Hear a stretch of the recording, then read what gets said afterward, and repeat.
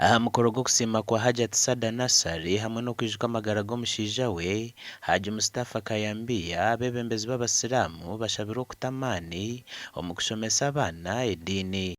Musare kasara mutaka kwanjiriwe kandi umbakari na mgwe nanda kunavse kandi obwo mugore aswirwa hati arinoza kumutegeka utegekisa eswara tekateka tero ngizo bari kubanza kushemerwa na mucyara mukuru na barumuranye n'abanyanyazi n'abatabane bitu n'abahara bitu umenye mukajyamba umuryango ushiki bagambi wallahi ejo nikigamba cyanyeva kunkabwo kugumwana yakinyuze yitwitwe kajambia notego kubona usara utego kunusiyo.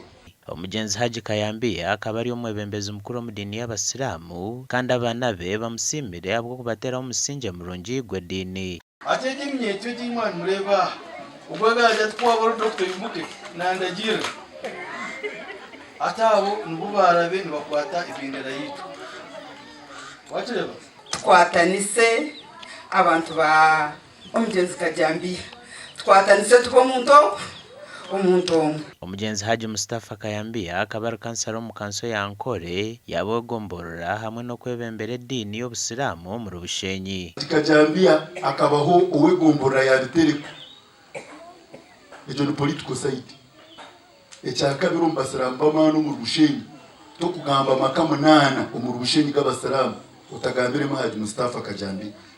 Gashaka Abraham Muganzi.